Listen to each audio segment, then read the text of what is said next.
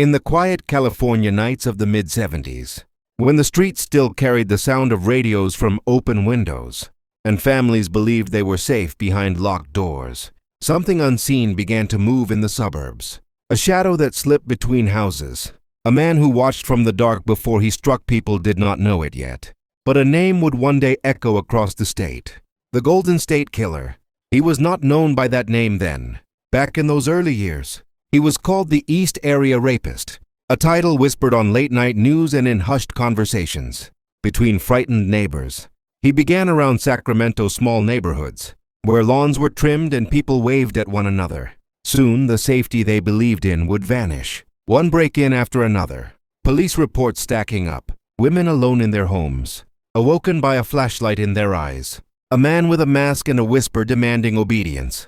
Nobody could see his face, but they remembered his voice. Low, controlled, cold. He would tie his victims. He would move with precision, as though he had rehearsed every step. The police worked endlessly, and the people waited for the arrest that never came. In those years, America was changing. The war had ended. The economy was uncertain. Families were trying to rebuild their quiet lives.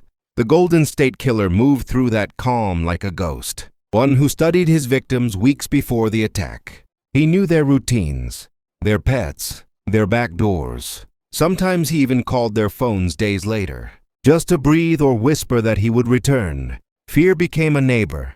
People bought new locks, alarms, and dog streets emptied earlier. The trust of community dissolved into suspicion. Every creak at night felt like a warning. Then suddenly, after years of torment, he disappeared as if the earth had swallowed him. Police believed maybe he had been arrested for something else, or had died, or simply moved on. The headlines faded. People tried to forget, but the victims never did. The memory of that masked man stayed carved in their minds. And for many years, California lived with an open wound. A mystery that refused to close. Decades passed, technology evolved, detectives retired. New ones took over the old files covered in dust labeled unsolved rape, unsolved murder, each with faces and names behind them. Then in the early 2000s, a new term entered the world, DNA profiling, and with it came hope that the ghost of the past could be caught. But the killer still had no name.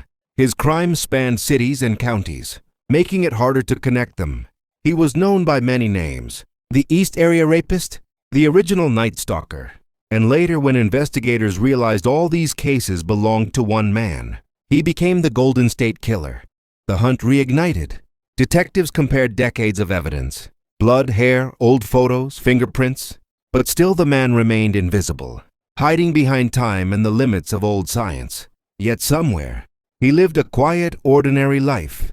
An aging man, perhaps married, maybe with children pretending to be normal, while carrying the secrets of the dead within him.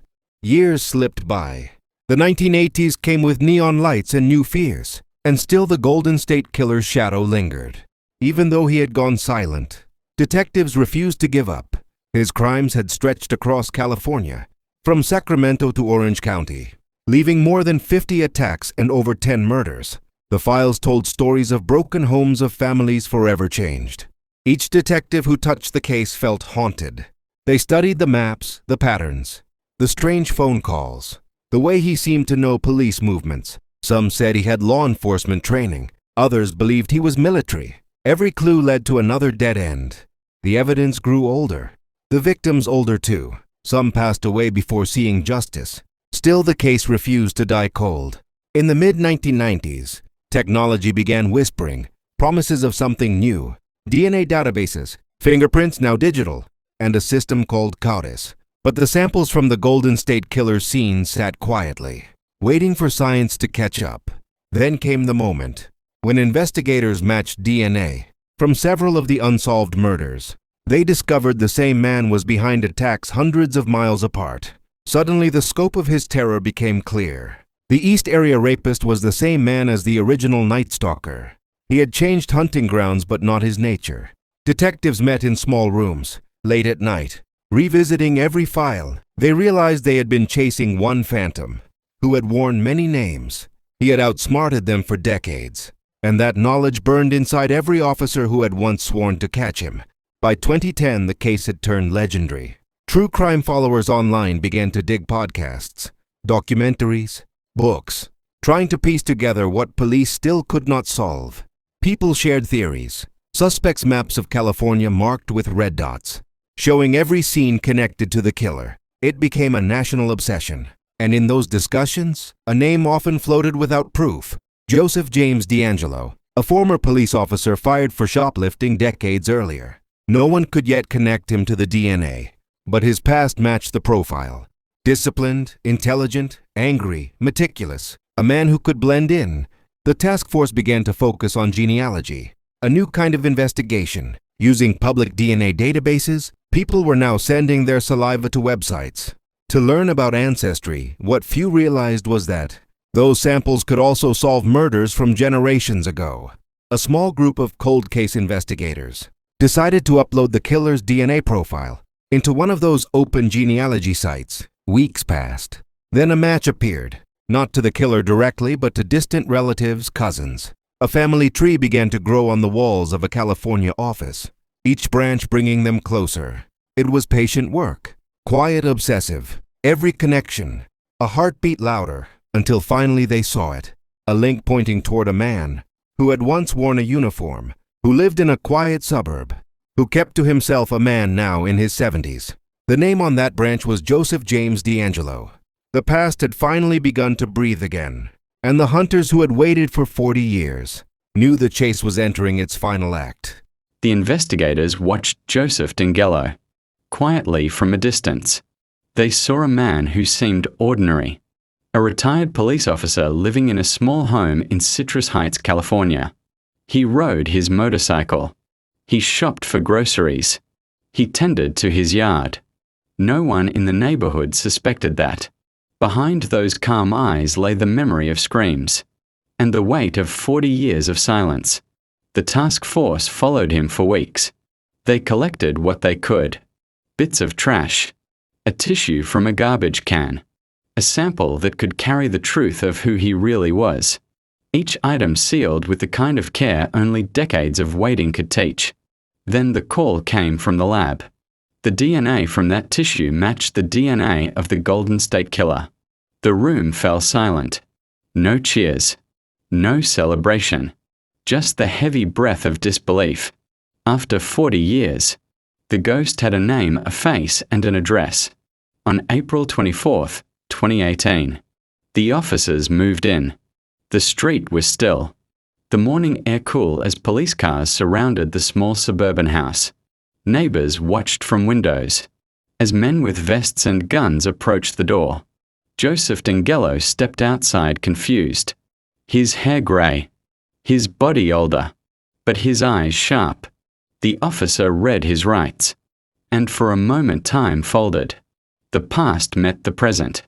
Inside his home, they found the ordinary chaos of a quiet life: tools stacked in the garage, a boat in the driveway, a cat wandering the kitchen. Nothing screamed monster yet. In drawers they found traces of the man he had been. Photos, weapons, mementos from years long buried. When the news broke, America froze. The Golden State Killer was no longer a phantom. He was a man in his 70s living among them. Families of the victims wept, some with relief, others with rage. Reporters filled the streets outside his home. True crime lovers flooded the internet with his name, Joseph James DeAngelo. Courtrooms filled with faces that had aged but never forgotten. Survivors stood to tell their stories again, some trembling, some strong, all carrying decades of pain that finally had a name to direct it toward. DeAngelo spoke little. His lawyers guided him through hearings. But even in silence, the truth screamed. The DNA was undeniable. His guilt painted in science and memory. The victims described how he whispered threats, how he moved like a soldier, how he seemed to take pleasure in control. They told the court how he destroyed families, how he stole sleep and safety from the entire neighborhood. And through it all, DeAngelo sat expressionless. In 2020, he finally confessed to 13 murders and dozens of assaults. his voice low, steady, almost detached, as he admitted to horrors that had haunted California since the 1970s. He apologized in words that many found hollow. But still those words marked the end of a nightmare that had stretched over generations. The investigators watched Joseph DeAngelo quietly from a distance. They saw a man who seemed ordinary, a retired police officer living in a small home in Citrus Heights, California. He rode his motorcycle. He shopped for groceries. He tended to his yard. No one in the neighborhood suspected that behind those calm eyes lay the memory of screams and the weight of 40 years of silence. The task force followed him for weeks. They collected what they could: bits of trash, a tissue from a garbage can, a sample that could carry the truth of who he really was. Each item sealed with the kind of care only decades of waiting could teach. Then the call came from the lab. The DNA from that tissue matched the DNA of the Golden State Killer. The room fell silent. No cheers. No celebration. Just the heavy breath of disbelief. After 40 years, the ghost had a name, a face, and an address. On April 24, 2018, the officers moved in. The street was still. The morning air cool as police cars surrounded the small suburban house. Neighbors watched from windows as men with vests and guns approached the door. Joseph DeAngelo stepped outside, confused.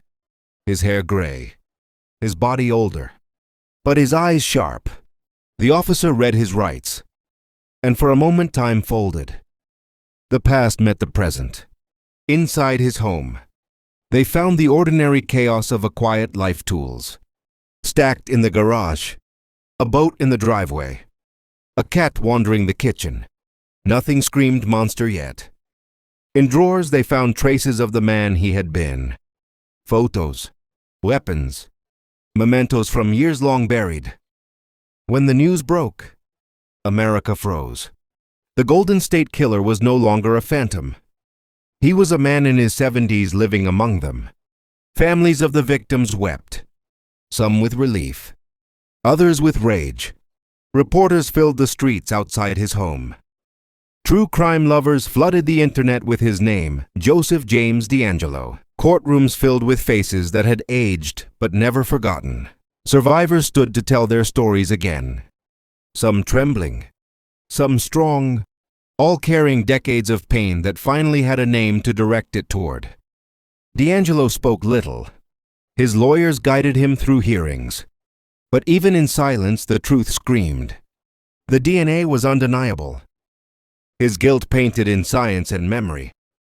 The victims described how he whispered threats, how he moved like a soldier, how he seemed to take pleasure in control. They told the court how he destroyed families, how he stole sleep and safety from the entire neighborhood. And through it all, DeAngelo sat expressionless.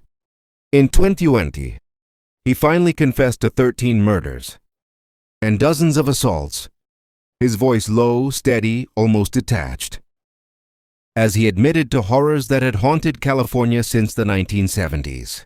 He apologized in words that many found hollow, but still those words marked the end of a nightmare that had stretched over generations. When sentencing came, the courtroom filled with silence broken only by sobs. The judge called him a predator beyond imagination and gave him multiple life sentences without parole. Outside the courthouse, survivors hugged strangers, the air heavy but lighter than it had been in decades. They had lived to see justice even if it arrived late. And so the Golden State Killer's story closed, not with a gunfight or escape, but with the soft sound of handcuffs, closing on a frail old man who had once ruled the night. After the arrest and sentencing, the state of California seemed to exhale the tension of 4 decades, leaving the air heavy with stories people had carried in silence.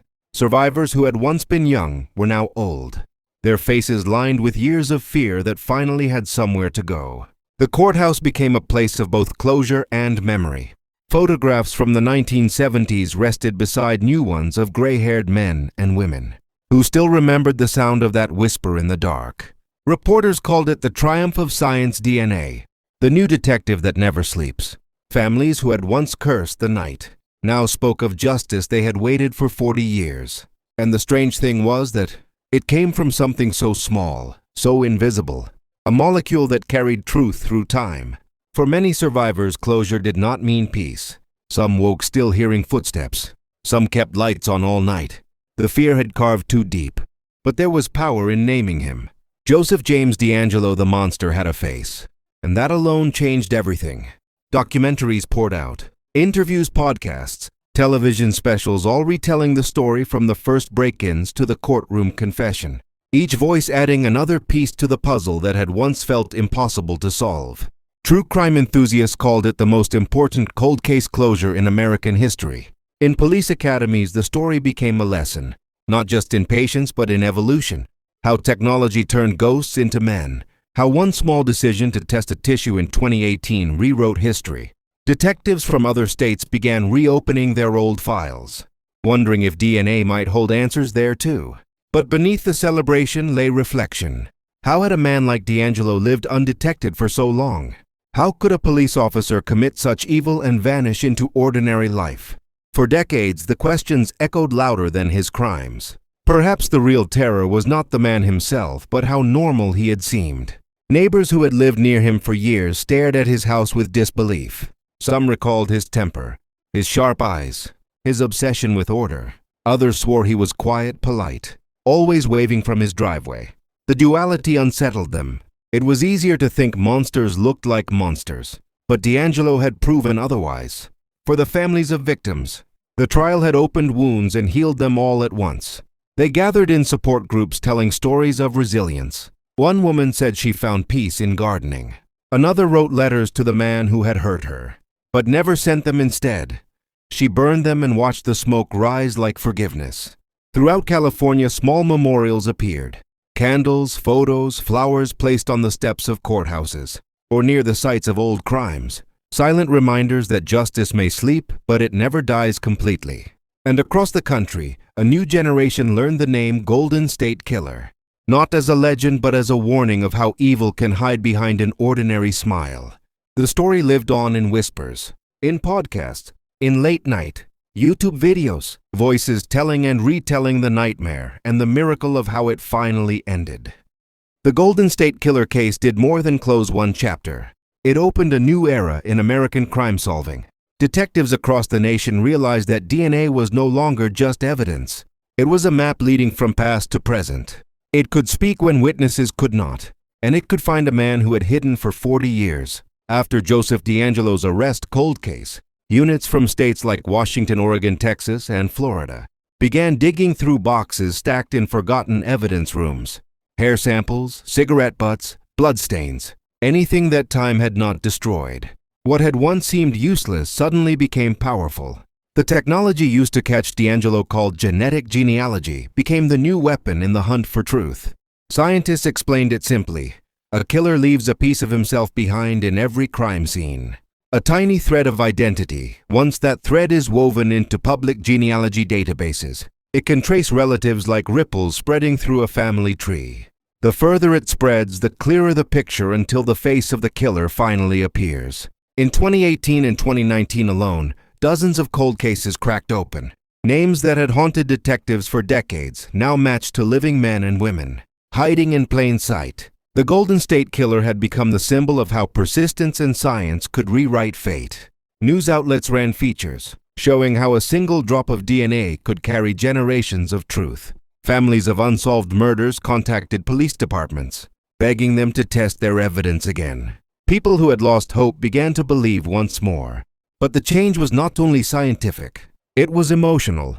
Communities realized that justice might take years, but it was never truly lost. The story of DeAngelo became a story of human endurance. Police officers who had once felt defeated now spoke at conferences, urging new detectives to never give up, reminding them that even one preserved swab could one day speak louder than any witness. Still, some raised questions about privacy, about how far technology should reach into the personal world of DNA. Yet for those who had waited half their lives to know who killed their loved ones, those concerns seemed small compared to the comfort of answers. And through all this, The Golden State Killer himself sat behind bars, his name recorded in every textbook about criminal forensics. He rarely spoke, but his silence no longer mattered. The world had found him. The shadow that had once terrified California was now trapped under fluorescent lights and concrete walls. Television shows and true crime creators used his story as a frame for a new truth. That evil can sleep, but it cannot hide forever. That even when decades pass, science and memory keep searching together. For many in law enforcement, his capture became a quiet vow that no file would ever again be marked unsolved. Without a fight, that every victim would be remembered no matter how many years it took. And somewhere in a small California office, another detective opened another dusty file and whispered the same words that had started it all. Maybe today is the day. In the 1970s, California was a picture of calm suburban dreams. Families moved into new neighborhoods, lined with trees and wide streets. People left doors unlocked. Children rode bikes until sunset. Laughter carried through open windows. And radios played soft songs of peace. Then one man changed all of that. The Golden State Killer did not only hurt people. He reshaped how an entire generation thought about safety. Before him, the suburbs felt untouchable. After him, nothing felt safe anymore. Neighbors once friendly began to watch each other through curtains. Porch lights stayed on all night. Gun sales rose. Dogs became guards instead of pets, and locks doubled on every door. Police patrols increased, yet fear grew faster than protection. Women took self-defense classes. Men stayed awake listening for sounds in the dark. News reports described a masked man who broke into homes, tied husbands and wives, and left behind terror no one could understand. How he always escaped. How he knew which streets to hit and which homes to choose. Detectives said he studied his victims, that he walked through neighborhoods pretending to jog or ride a bicycle, watching, learning routines weeks before he struck. He sometimes taunted police, calling them saying, "You'll never catch me." And for years he was right. That psychological grip spread across California and beyond. Crime was no longer something that happened in the shadows of cities. It was at the heart of the suburbs. People who had once moved there to escape danger suddenly found it living next door. Newspapers printed warnings, community meetings filled with frightened families, and rumors twisted facts until fear itself became another weapon. The killer used without even being there. For victims who survived, the scars went deeper than wounds. It changed how they trusted, how they loved, how they slept. Some never moved back into their homes. Others rebuilt, but carried the memory like a shadow that stretched through every year that followed. Sociologists later said the Golden State Killer shifted American culture, that his crimes marked the end of innocence in California, that he taught people to fear the night in a way they never had before. Movies, books, and TV shows began reflecting that fear. The masked intruder, the darkened window, the whisper in the quiet house became a symbol of the invisible threat that had once been real. And long after the attacks stopped, long after Joseph DeAngelo blended into the background, that fear remained passed down, like a story parents told children to make them careful, to make them lock their doors. So when his arrest finally came, it was not just justice for victims, it was closure for an entire generation that had lived under his shadow, a generation that could finally look at their locked doors and feel safe again. The Golden State Killer had vanished for 40 years, but the fear he planted had lasted nearly as long. It took the truth and the courage of survivors to finally break that spell. When investigators finally captured Joseph DeAngelo, the next challenge began: piecing together. The full story of his crimes was like assembling a shattered mirror, each fragment reflecting a different time, place, and victim for years. Police departments across California had worked in isolation, one handling a burglary, another a murder, another an assault, no one realizing they were all chasing the same ghost. Journalists, too, became part of the puzzle. Reporters dug through old archives, pulling yellowed papers from storage boxes. Detectives revisited reports that had gathered dust under forgotten file codes. Addresses that once seemed random now formed a pattern along the highways of California, stretching from Sacramento to Orange County. In those records, a chilling consistency appeared.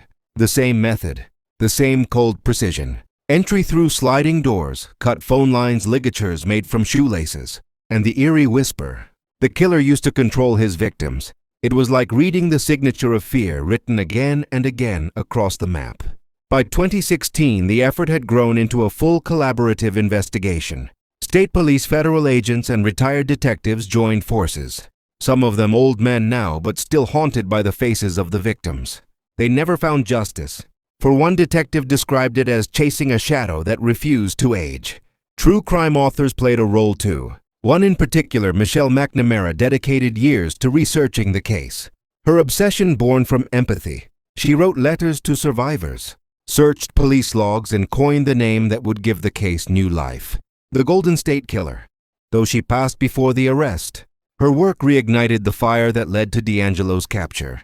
Her book, I'll Be Gone in the Dark, became both a roadmap and a memorial. As new technology arrived, the puzzle began to fit, each piece connecting through DNA profiles. Old evidence sealed in envelopes decades ago now became the bridge between crimes once thought separate.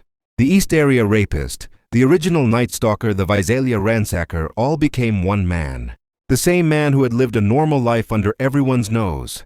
When the full scope was revealed, even seasoned investigators were shaken over 100 burglaries, 50 assaults, at least 13 confirmed murders. A trail that spanned from 1974 to 1986, every crime methodical, every victim chosen with chilling care. The press conferences that followed were somber, not triumphant, because the truth was almost too vast, too heavy to celebrate. What they had found was not just a killer, but decades of fear. Hidden in plain sight, one headline read, "The Monster Next Door." Families of victims gathered to hear the names read aloud in court. Some cried, others simply stared. The scale of his cruelty was too much to measure, yet within that darkness there was light. Because the story had finally been told completely.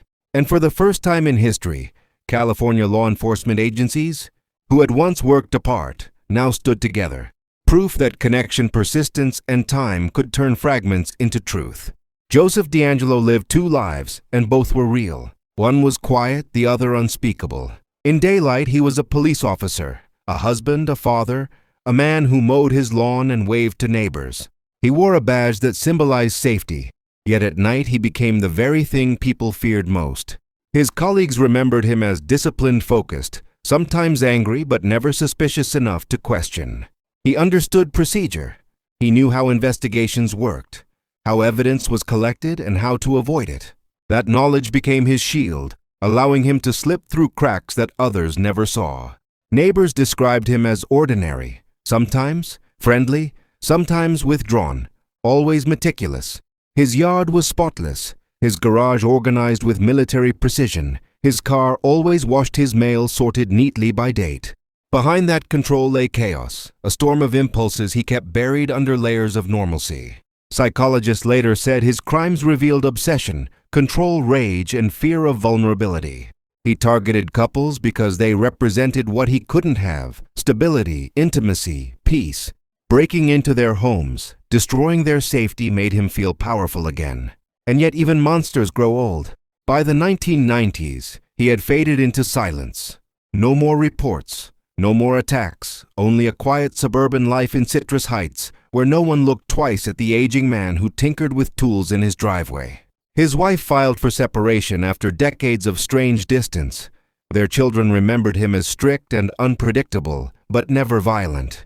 That contradiction puzzled everyone. How could a man who terrorized strangers for pleasure raise a family and live unseen? Some said it was discipline, others said it was fear.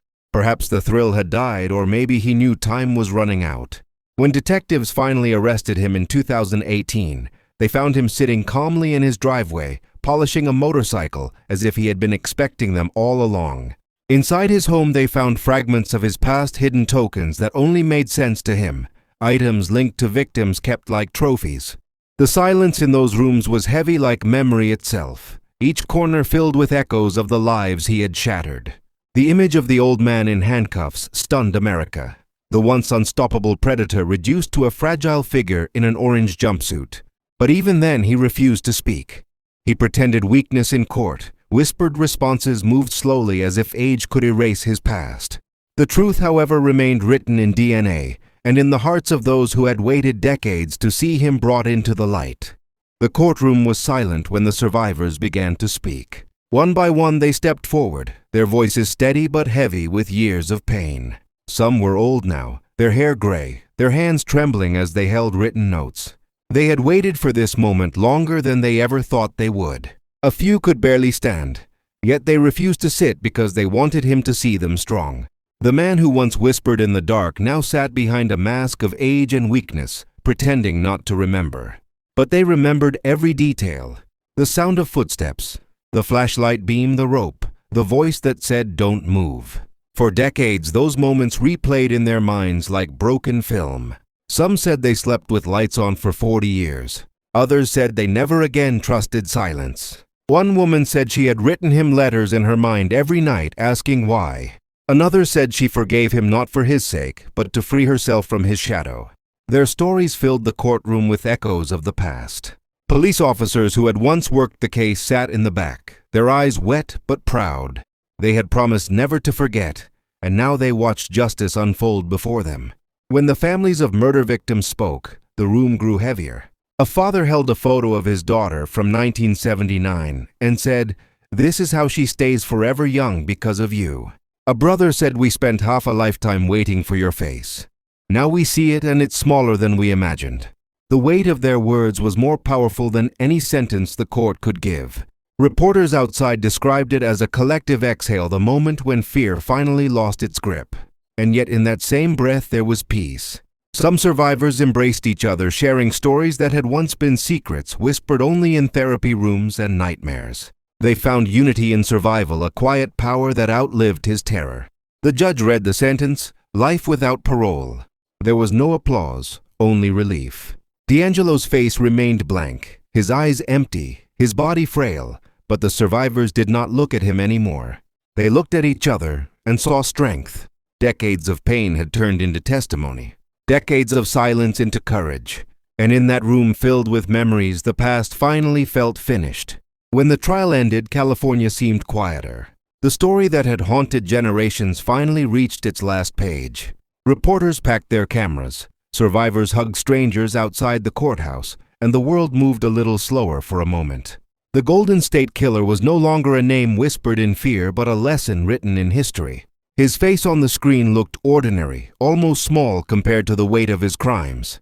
For the detectives who had chased him, the victory was bittersweet. Many had grown old waiting for this ending. Some retired before it came. Others passed without seeing justice. Those who remained said the same thing. Justice takes time, but time never forgets. In the years that followed, his name appeared in textbooks, documentaries, and lectures about criminal psychology and forensic science. Students learned how a single piece of DNA could outlive lies. They studied his patterns, his planning, his rage, trying to understand what turned an ordinary man into a monster. But perhaps the most powerful legacy was not in science, but in survival. Because the people he hurt refused to be defined by him. They told their stories in interviews, in books, in podcasts, their voices trembling but proud. They became advocates for victims of unsolved crimes, reminding the world that behind every case file was a human life.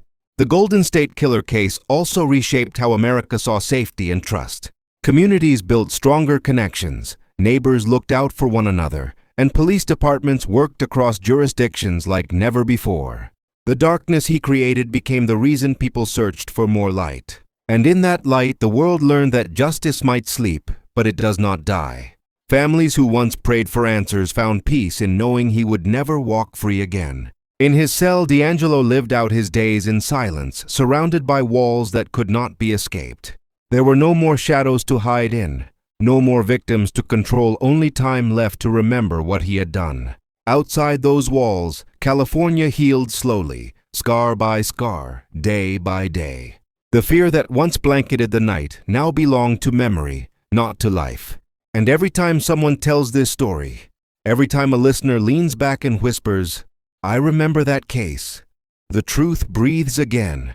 Because stories like this remind us that evil may endure for a while, but justice endures longer. And somewhere a detective starts another file. Another mystery, another promise whispered into the dark. Maybe today is the day.